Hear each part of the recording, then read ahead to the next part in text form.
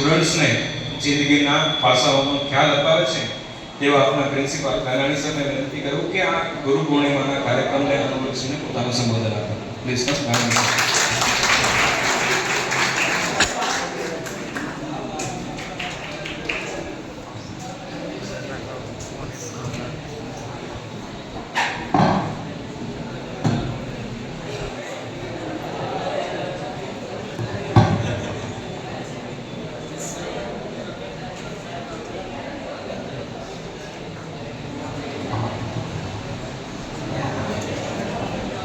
સરકારી વિજ્ઞાન કોલેજ જસદણના મારા આદરણીય પ્રાધ્યાપક મિત્રો,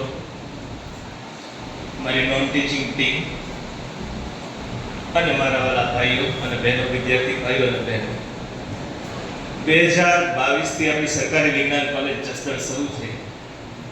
એમાંથી કુલ 5 જનરેશન પસાર થઈ ગઈ અને હાલ 4 જનરેશન અથવા કે 4 પેઢી અત્યારે હાજર છે.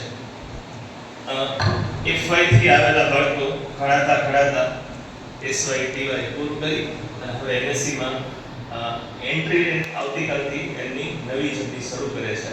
તો કોલેજનો છેલ્લો દિવસ કદાચ માણવા આવ્યા છે, અમને મળવા આવ્યા છે. આપ સૌને હું આવકારું છું. આજે આપણે ભારતીય સંસ્કૃતિનો અત્યંત પવિત્ર અને પ્રેરણાદાયી પર્વ ગુરુ પૂર્ણિમાની ઉજવણી કરવા માટે એકત્ર થયા છીએ. આપ સૌને હું મારી હાર્દિક શુભકામનાઓ પાઠવું છું. ભારતીય સંસ્કૃતિની અંદર ગુરુનું સ્થાન છે તે ઈશ્વરને તુલ્ય આપવામાં આવ્યું છે. એટલે જ આપણે કહીએ છીએ કે ગુરુ બ્રહ્મા, ગુરુ વિષ્ણુ, ગુરુદેવો મહેશ્વર, ગુરુ સાક્ષાત પરબ્રહ્મ, તસ્મૈ શ્રી ગુરુવે નમઃ. તો આ એક શ્લોક નથી, પણ ભારતીય સંસ્કૃતિનું જીવન દર્શન છે કે ગુરુ આપણે એને નથી કહેતા કે જે માત્ર આપણે પાઠ્ય પુસ્તકોનું જ્ઞાન આપે, પરંતુ જીવનની સાચી દિશા આપે, વ્યક્તિત્વનું ઘડતર કરે અને આપણામાં રહેલી દિવ્ય શક્તિઓને પ્રગટ કરવાનો પ્રયત્ન કરે. કદાચ એક નાનકડો શિક્ષક અને ગુરુ વચ્ચેનો તફાવત સમજાવવાનો પ્રયત્ન કરું તો હું બે ગુરુ શિષ્યની જોડીને મહાન માનું છું, જેને ભારતીય જીવનમાં એક મોટી અસર છોડી. જેમાં આપણે ચાણક્ય અને ચંદ્રગુપ્તની જોડીને વાત કરીએ તો એક ગાયો ચરાવતા બાળકને ગુરુ ભારતનો એક ચક્રવર્તી સમ્રાટ બનાવી શકે અને એ સામ્રાજ્ય આપણે કહીએ મૌર્ય ડાયનેસ્ટી સૌથી સફળ સુવર્ણકાળની હોય. પણ એ સિવાય શિક્ષક અને ગુરુ વચ્ચેનો તફાવત સમજાવવાનો પ્રયત્ન કર્યો તો આપણે મહાભારતનો ગુરુ દ્રોણ અને અર્જુનનું પાત્ર લઈએ તો અર્જુનના શિક્ષક તરીકેની ભૂમિકા દ્રોણાચાર્ય સર્વશ્રેષ્ઠ નિભાવી, સર્વશ્રેષ્ઠ ધનુર્ધર બન્યો. પણ જીવનની કેટલી પરિસ્થિતિઓ આવે છે કે જેની અંદર માર્ગદર્શનની જરૂર પડે, આપણામાં રહેલા જ્ઞાનને કેમ વાપરવું, કેમ ઉપયોગ કરવો એની જરૂર પડે. અને પછી ગુરુ છે એ મિત્ર પણ બને, સખા પણ બને અને સાથી પણ બને અને શિષ્યને, મિત્રને માર્ગદર્શન આપે અને મહાભારતનું યુદ્ધમાં એનું સંપૂર્ણ રક્ષણ કરી અને મહાન યોદ્ધાઓની સામે જીતવા માટેની ક્ષમતા છે એ બહાર કાઢે. એ ભગવાન કૃષ્ણ અને એ સમયને આપેલો મહાન સંદેશ એટલે ગીતાનો ગ્રંથ, જે આપણને હાલના સમયમાં પણ પ્રાસંગિક છે કે મેનેજમેન્ટના સૌથી મોટા પાઠ શીખવાડે છે. તો વિદ્યાર્થી મિત્રો, આજનો યુગ વાત કરીએ કે ભાઈ માહિતીનો યુગ છે. હમણાં દીકરીએ સરસ મજાનું એક નાટક રજૂ કર્યું, એક ક્લિક કરી અને માહિતીનો ઢગલો થઈ જાય, મળી જાય. પણ માહિતી, જ્ઞાન અને સમજણમાં મોટો તફાવત છે. ગૂગલ, ChatGPT, YouTube તમને માહિતી આપશે, પણ એ માહિતીમાં મીર જાફર નામનો નવાબ છે એ સમજાવવા માટે તો મીર જાફર નામનો નવાબ છે એ સમજાવવા માટે તો ગુરુની જરૂર પડે. એને જ્ઞાનમાં કન્વર્ટ કરે. અચ્છા, જ્ઞાન છે એને સમજણમાં કન્વર્ટ કરે અને સમજણ છે એ આપણે જીવનના મૂલ્યો શીખવાડે, જીવન જીવવાની કળા આપે, આપણી અંદરનું શ્રેષ્ઠ છે બહાર લાવે, એને આપણે ગુરુ કહીએ છીએ. વિદ્યાર્થી મિત્રો, તમારા જીવનનો આજે વિદ્યાર્થી કાળ છે સુવર્ણ કાળ છે. કદાચ કોઈ પણ વ્યક્તિને તમારા પેરેન્ટ્સને પૂછો, અમને પૂછો, અહીં બેઠેલા અમારા જુનિયર પ્રાધ્યાપક મિત્રોને પૂછો, તો બધા એના જીવનનો જે સર્વશ્રેષ્ઠ કાળ કે એ કયો હોય, કયો સમય સર્વશ્રેષ્ઠ હોય, તો કે વિદ્યાર્થી કાળ. અચ્છા, આ સમયમાં તમે જે મહેનત કરશો, તમે જે સંસ્કાર અપનાવશો, એ તમારું આવતીકાલનું ભવિષ્ય નક્કી કરશે. તમે જે સપના જોશો એ સાકાર થશે. તમે જે સમયનો સદુપયોગ કરશો એ તમારું ભવિષ્ય નક્કી કરશે. ઘણી વાર ગોપીનું એક્ઝામ્પલ આપતો હોઉં છું. તો વિશાખા કિરણ MSc ના સપના મેં દેખાડ્યા અને પ્રોફેસર બનવાના સપના પણ કહીએ છીએ. તો બાળકો છે એનામાં એક ક્ષમતા રહેલી છે અને બહાર કાઢવા માટે પ્રયત્ન કરીએ છીએ. તો જેમ દરેક વિદ્યાર્થીના જીવનનું એક સ્પષ્ટ લક્ષ્ય બનેલું, એમ તમે હું ઘણી વાર ક્લાસમાં કહું છું 2 વર્ષ, 5 વર્ષ, 10 વર્ષની અંદર આપણું લક્ષ્ય શું છે. આ લોકો 5 વર્ષની અંદર લક્ષ્ય શું હતું, ઇમ્પ્રૂવ કર્યું, પછી આગળ વધે છે, સ્ટેપ બાય સ્ટેપ વધવાનું છે. તો સરકારી વિજ્ઞાન કોલેજ જસદણ એ માત્ર ડિગ્રી આપની સંસ્થા નથી, પણ એમાં તમને જ્ઞાનની સાથે સંસ્કાર, વિજ્ઞાનની સાથે માનવતા, શિક્ષણની સાથે તમારાની અંદર જવાબદારીની ભાવના વિકસે એવો અમે પ્રયત્ન કરીએ છીએ. અહીંના દરેક પ્રાધ્યાપક મિત્રો તમારામાં રહેલી શ્રેષ્ઠ ક્ષમતાને બહાર લાવવા માટે તનતોડ મહેનત કરે છે, તમને એક સારા નાગરિક તરીકે ઘડવા માટેનો એક પ્રયત્ન કરે છે. તો વિદ્યાર્થી મિત્રો, વિજ્ઞાન આપણે શીખવે છે કે પ્રશ્નો કેમ પૂછવા, પણ એ પ્રશ્નોના જવાબ રૂપે આપણી સમજણ અને સંસ્કાર કેળવીએ અને આપણે જીવનના સાચા રસ્તા ઉપર હાલીએ.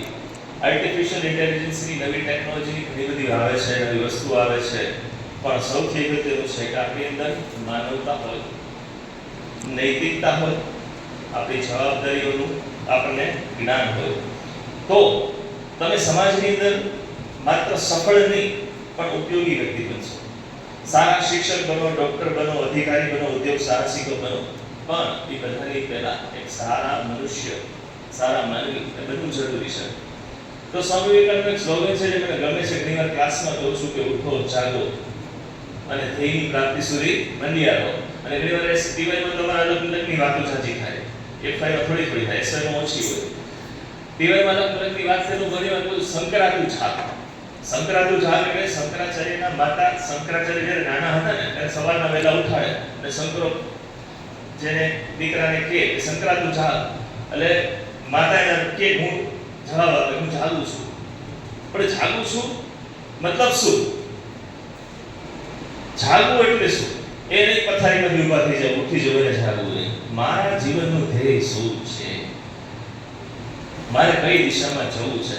એકવાર શંકરાચાર્યને મગજમાં બેસી ગયું કે મારે વેદો અને પુરાણોનો અભ્યાસ કરી અને ભારતની અંદર હિન્દુ સંસ્કૃતિની સ્થાપના કરવી છે.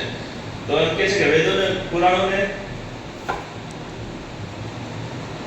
જનજીવનની અંદર હાલના સમયમાં પ્રાસંગિક બનાવવાનું કામ છે શંકરાચાર્યએ કર્યું. જાણો છો ને, 4 વિદ્યાપીઠની સ્થાપના કરી છે, ભારતના અલગ અલગ ખૂણાઓમાં છે, અને આજે પણ તમને શંકરાચાર્યની અલગ અલગ પેઢીઓ તમને જોવા મળે છે.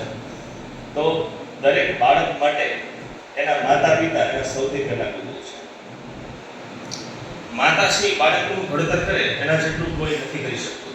તો સૌથી પહેલા માતા પિતા આવે, ત્યાર પછી હવે તમારા શિક્ષકો, પ્રાધ્યાપકો. આ સિવાય પુસ્તકો છે, સારા પુસ્તકો જીવનની ઘણી બધી વસ્તુ શીખવાડે છે, પ્રકૃતિઓ છે તમને શીખવાડે છે. પ્રકૃતિમાંથી ઘણી બધી વસ્તુ શીખી શકીએ છીએ આપણે. અને સૌથી અગત્યનું જીવનના અનુભવો, જે અમારી વિદ્યાર્થીનીઓ છે એ ટીવાયની છે, એના અનુભવો પહેલા દિવસના, છેલ્લા દિવસના, અમારા આ વિદ્યાર્થીઓ પણ તમને એના જીવન અનુભવો કહેશે. તો આપણા અને બીજાના અનુભવોમાંથી શીખવું એ ખૂબ જરૂરી છે અને એ જ આપણા સાચા ગુરુ હોય છે. તો એટલી વિનંતી કરીશ કે માતા પિતાઓનો, આપણા પ્રાધ્યાપક મિત્રોનો, આપણા અનુભવોનો એક આદર કરીએ. તો એમ કહું કે આપણે જીવનમાં 5 સંકલ્પો લેવા જોઈએ વિદ્યાર્થી કાળમાં, વિદ્યાર્થી તરીકે. હું બોલું, હું ઈચ્છું કે દરેક મારી સાથે જોડાય. છેલ્લે બેઠેલો છે તરુણ છે, એની બાજુમાં બીજો પણ બાળક છે, મારો પ્રિય બાળક છે, નીચું રોય કે અમારા ગુરુ છે. અમને શીખવાડે કે શું શીખવવું, શું ન શીખવું, અથવા કેમ શીખવું એમને. તો આપણે 5 સંકલ્પો લઈએ. બોલતા જશો મારી સાથે. પહેલા હું બોલું, પછી આમ પ્રતિજ્ઞાના સ્વરૂપે કેમ હાથ આગળ રાખશો, નજીક બેઠા હો, પ્રતિજ્ઞા હાથ ઊંચો કરી લઈશું, કઈ રીતે લઈશું? આ બસ ચાલો શરૂ કરીએ. આમ દરેક હાથ તો કરો. આપણે બ્લૂટૂથ કનેક્ટિવિટી કરતા ખબર છે ને ક્લાસમાં, આમ કનેક્ટ થવાનું. હા, આગળ વાળાને મારવાનું નહીં આકાશો. આ તરુણે તો પકડી લીધો આગળ વાળાને. તો સૌથી પહેલી આપણી પ્રતિજ્ઞા સંકલ્પ, હું નિયમિત અભ્યાસ કરીશ. ભાઈ દાદી આપણે બોલવાનું છે. હાલો રિપીટ કરો.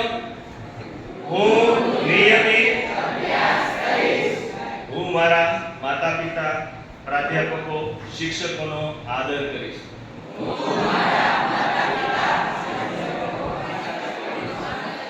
શિક્ષક, પ્રાધ્યાપક, મોટા ભાઈ બહેન એમની પાસે આપણે માન ને આદર તો હોવું જોઈએ.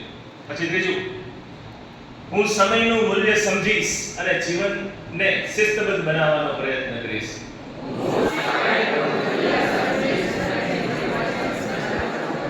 નથી સમજતા સમયનું મૂલ્ય. મોબાઈલનો યુગ છે, આવતા જતા મોબાઈલનો ઉપયોગ થાય છે, પણ જો સમયનો ઉપયોગ કરીએ તો સરકારી નોકરીઓ આપણે ગોતે છે.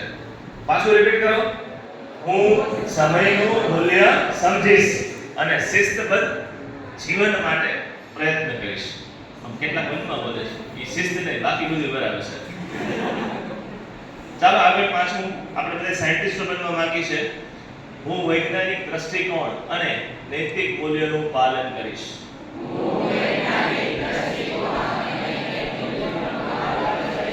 આ બિઝનેસમેન જ બોલતો નથી, અમારા ક્લાસમેન ના બોલે. આ બિઝનેસમેન સંભળાય ને, આ ડાબી બાજુનો, વિશાળકારી બાજુનો તારો પાડોશી. આ જો કરતો, આ નથી બોલતો. હા પ્રદીપ.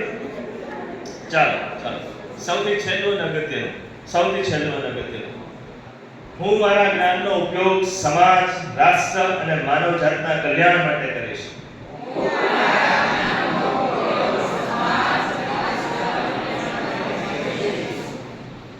ઓકે, આપણા 5 પ્રતિજ્ઞાઓ. આમાં છેલ્લી પ્રતિજ્ઞા લીધી ને, અત્યારે અમે જેન નો કમાલ જોઈએ છીએ. હું શીખું છું એની પાસે. ત્યારે 10 સેકન્ડ હું ઇન્સ્ટાગ્રામ ને એવોઇડ કરતો, હજુ સુધી ઇન્સ્ટાગ્રામ નાખ્યું નથી, એવોઇડ કરું. યુટ્યુબ ને પ્રિફર કરતો.